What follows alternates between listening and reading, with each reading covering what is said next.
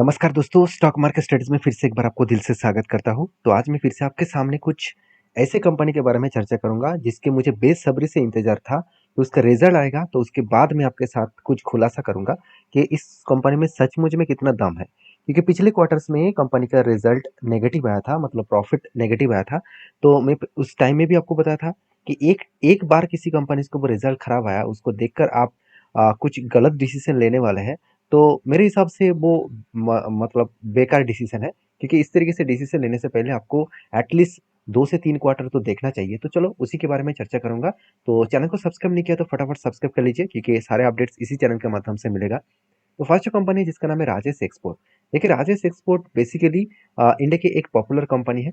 और मैं popular company इसीलिए बता रहा हूँ क्योंकि ज्वेलरी मेकिंग इंडस्ट्रीज में सबसे बड़े प्लेयर कौन है आप सभी जानते हैं, टाइटन। तो टाइटन के बाद कौन है, कल्याण ज्वेलर्स। तो कल्याण ज्वेलर्स के बाद कौन है, राजेश एक्सपोर्ट। अगर राजेश एक्सपोर्ट और सेंको गोल्ड का दोनों का मार्केट कैप देखा है तो वो दोनों सेम टू सेम है।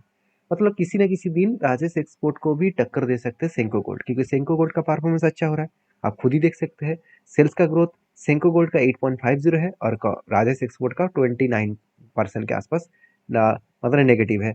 और सेंको गोल्ड का प्रॉफिट ग्रोथ 87% के आसपास पॉजिटिव है और राजेश एक्सपोर्ट का 96% नेगेटिव है। तो जो कंपनीज की नेगेटिविटी देखने को मिला है, क्या वो कंपनी सही रहेगा? चलो एक पॉइंट्स और भी मैं आपको दिखाता हूँ। देखिए राजेश एक्सपोर्ट का रिटर्न ऑफ इक्विटी 3% है और सेंको गोल्ड का 13% है। मतलब हर दिशा से देखा है तो राजेश एक्सपोर्ट से बेटर सेंको गोल्ड है। तो क्या यहाँ पे मैं सेंको गोल्ड के बारे में बात करूंगा? बिल्कुल नहीं, मैं राजेश एक्सपोर्ट के बारे में ही बात करूंगा। क्योंकि पिछले क्वार्टर्स में कंपनी ने क्या किया था, लॉसेस किए थे और फाइनली उस लॉस को रिकवरी करके कंपनी इस बार प्रॉफिट जो है वो पॉजिटिव किया। मैं पहले भी आपको डिस्कशन किया था कि कंपनी के ऊपर एक क्वार्टर्स का रिजल्ट देखकर आप खराब मत कह देना, क्योंकि कंपनी बेकार नहीं है। कंपनी के बिजनेस जो है वो ऑल ओवर ग्लोबली मार्केट में 30% से भी ज्यादा मोनोपोली इसी के हाथ में है। गोल्ड का जो रिफाइनरी किया जाता है ऑल ओवर वर्ल्ड में, उनमें से 30% मार्केट शेयर इसी के पास है। तो सोचिएगा कितनी स्ट्रांगली ग्रोथ है इस कंपनी के ऊपर। और इस ग्रोथ में इसके ऊपर एक बार मैं आपको डेटा भी दिखाता हूँ, आप देख सकते हैं पिछले सालों में 85,000 करोड़ के आसपास सेल्स था और पिछले क्वार्टर में 91,000 करोड़ के आसपास सेल्स था। और इस बार कंपनी 60,000 करोड़ के आसपास सेल हुआ। तो आप कहेंगे सर ईयर बेसिस में तो बेकार हुआ और क्वार्टर क्वार्टर बेसिस में तो और भी बेकार है। अभी थोड़ा रुकिए, मैं आपको सारी चीज दिखाऊंगा। देखिए, सेल्स सब कुछ होता नहीं है, एक्सपेंस भी देख लीजिए। एक्सपेंस कंपनी के ऊपर पिछले सालों की तुलना से इस बार एक्सपेंस को भी कंपनी ठीक ठाक रखा। पिछले क्वार्टर में ज़्यादा एक्सपेंस हो बैठे, जिसके चलते जो नेट प्रॉफिट है आप देख सकते हैं, पिछले साल में 309 करोड़ का नेट प्रॉफिट था। उसके बाद 45 बने, 12 बने, उसके बाद डायरेक्टली 32 करोड़ का लॉसेस था।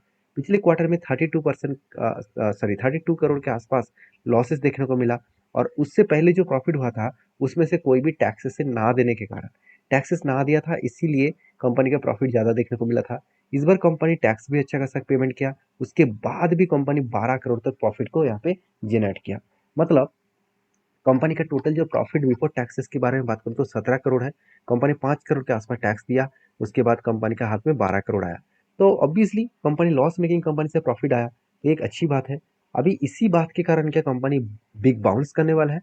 अभी तक नहीं। तो आगे तक अगर चार्ट को देखा जाए तो कंपनी के ऊपर कंटिन्यूसली सेलिंग प्रेशर अभी भी है। हाँ, कंपनी के ऊपर पिछले दिनों में जब रिजल्ट आया था, तो रिजल्ट आने के बाद, मतलब रिजल्ट जो डेट देखने को मिला था, उस डेट के बाद कंपनी मार्केट में ओपनिंग होने के बाद एक अच्छा खासा मोमेंटम शायद आपको दिखे ना दिखे वो अलग बात है।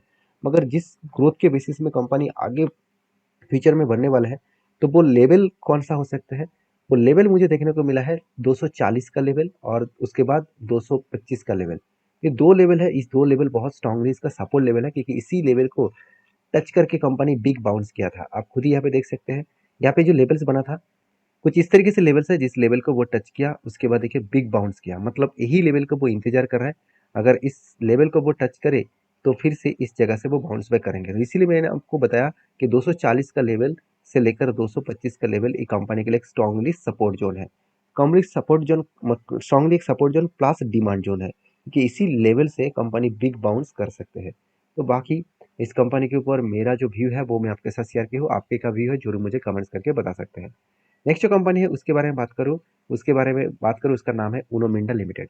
तो बेसिकली उनो मिंडा लिमिटेड एक ऐसे कंपनी है जिसके ऊपर हर किसी का नज़र है, हर किसी का फोकस है। तो उनो मिंडा के हिसाब से बात करूँ तो उनो मिंडा कोई बेकार कंपनी नहीं है, मैं पहले भी डिस्कशन कर चुका हूँ। जब कुछ दिनों से उनो मिंडा के ऊपर लगातार गिरावट का माहौल देखने को मिला था, तो मुझे भर-भर के कमेंट्स आ रहा था कि उनो मिंडा सर यहाँ से बिग क्रैश होने वाला है। तो तभी मैंने आपको बताया कि ये सिर्फ एक प्रॉफिट बुकिंग है। उनो मिंडा का जो ग्रोथ है वो रुकेगा नहीं, वो आगे ही बढ़ेगा।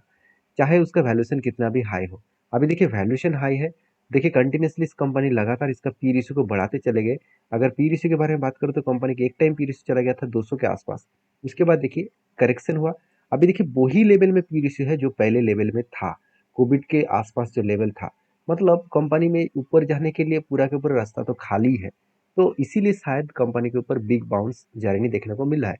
अगर चार्ट को देखा जाए, देखिए कुछ दिनों से एक करेक्शन का मोमेंटम देखने को मिला था, उसके बाद फिर से वो रिकवरी करने का कोशिश कर रहे हैं।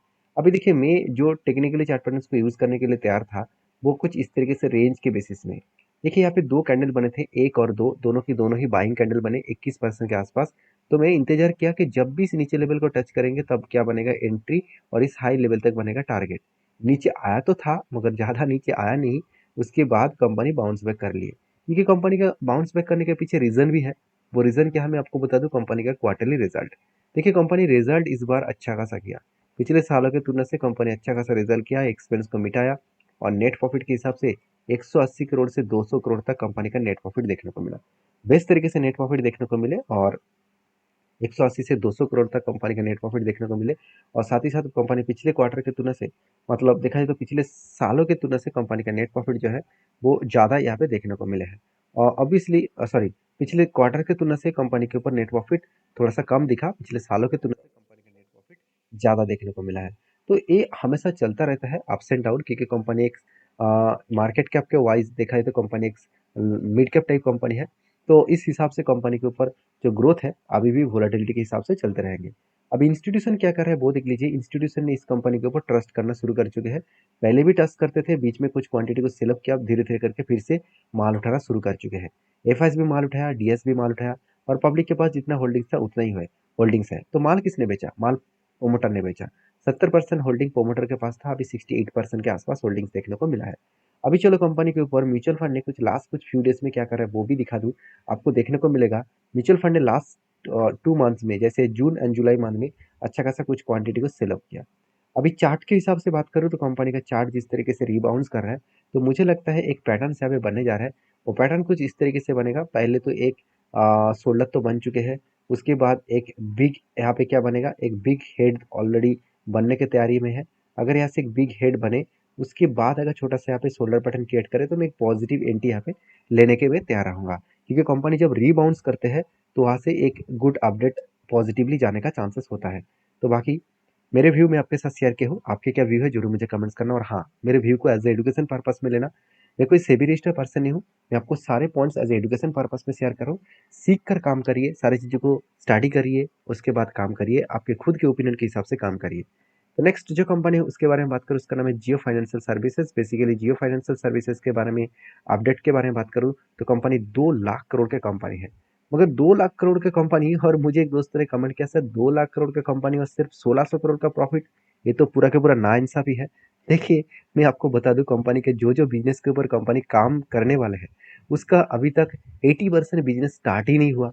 तो बिजनेस स्टार्ट नहीं हुआ तो कंपनी का प्रॉफिट कहाँ से आएगा? तो आप कहेंगे सर कंपनी बिजनेस स्टार्ट नहीं किया और कंपनी काम कर रहे हैं तो कंपनी तो बेकार कंपनी है। ऐसे बिल्कुल नहीं, तो कंपनी बेकार नहीं है। अभी तो अब मुझे लगता है इतने सस्ते में इस कंपनी मिल रहा है, जो आज तक की हिस्ट्री में देखा जाए तो लार्ज कैप कंपनी में कोई भी ऐसे कंपनी नहीं है जो इतने सस्ते में मिला है। क्यों मैं आपको बता दूं, कंपनी का बिजनेस अभी तक स्टार्ट ही नहीं हुआ। पहले से आप देख सकते हैं कंपनी का, अगर मैं इन्वेस्टमेंट के बारे में बात करूँ, आप देख सकते हैं कंपनी खुद खुद के बिजनेस के जो अमाउंट्स है वो इन्वेस्टमेंट के ऊपर लगा चुके हैं। मतलब जो प्रॉफिट ग्रोथ आपको देखने को मिला है वो एक्चुअली इन्वेस्टमेंट से ही आ रहा है। तो पिछले साल में कितना इन्वेस्टमेंट था? करीबन 1 लाख करोड़ के आसपास। इस बार वो बढ़ के कितना हो चुके हैं? 1,34,000 करोड़ के आसपास, 33,000 करोड़ के आसपास। तो सोचिए कंपनी में ग्रोथ कहाँ पे अभी भी है, और बिजनेस तो अभी तक स्टार्ट ही नहीं हुआ। जब बिजनेस स्टार्ट होगा तो नज़र कुछ अलग दिखेगा, झलक कुछ अलग अलग दिखेगा। और कंपनी की बड़ी बात क्या आप जानते हैं? पहले 740 करोड़ के आसपास कर्जा था, आज जीरो कर्जा है। मतलब पूरा के पूरा डेट फ्री कंपनी है। तो जो लोगों को जियो फाइनेंस के ऊपर डाउट है कि कंपनी बेकार है, तो उसके लिए बता दूँ आपको थोड़ा सा रिसर्च करने का ज़रूरत है। बाकी आप कहेंगे सर आपको भी रिसर्च करने का ज़रूरत है। हाँ, ये बात सही भी है, मुझे और भी डिटेल रिसर्च करके आपके साथ डेटा लेके आना है, तो मैं जल्द से जल्द इसके ऊपर एक सेपरेट वीडियो आपके साथ शेयर करूँगा और उसके लिए इंतज़ार करिए। और बाकी इस कंपनी के ऊपर फिलहाल के जो टेक्निकली चार्ट पैटर्न्स है, उसके बारे में चर्चा करूँ तो 2 बार ऑलरेडी मुझे प्रॉफिट मिल चुके हैं। मैं थर्ड टाइम्स इस कंपनी के ऊपर फिर से एक एंट्री लेने के लिए तैयार कर रहा हूँ, क्योंकि यहाँ पे एक रेंज क्रिएट हुआ था जो 27% के आसपास रेंज बने। तो जब इस नीचे लेवल को टच करेगा तो फिर से कुछ एंट्री लेने वाला हूँ और इस हाई लेवल तक मेरा टारगेट रहेगा। बाकी आपकी क्या ओपिनियन है इस कंपनी के ऊपर, जरूर मुझे कमेंट्स करना। इतना आसानी से वो नीचे नहीं आने वाला है, तो नीचे आने के बाद ही पता चलेगा एक्चुअली कंपनी बाउंस बैक कब करेंगे। तो नेक्स्ट जो कंपनी है उसके बारे में चर्चा करूँ, उसका नाम है पीवीबी इंफ्रा लिमिटेड। तो पीवीबी इंफ्रा लिमिटेड छोटा सा कंपनी है, 46 करोड़ का कंपनी है। याद रखिएगा, इस तरीके से कंपनी के ऊपर निवेश करने से पहले आप चार चार बार सोच लेना, क्योंकि 20 अगस्त कंपनी एक के बदले एक बोनस देने जा रहा है। तो इसको देखकर आप खुश मत हो जाना, सिर्फ एक अपडेट था, मैं आपके साथ शेयर किया हूँ। आप इस अपडेट को एज ए रिकमेंडेशन के हिसाब से मत लेना, चीज़ों को आपको स्टडी पर्पस में लेना है। तो मिलते हैं नेक्स्ट वीडियो में, तब तक के लिए धन्यवाद।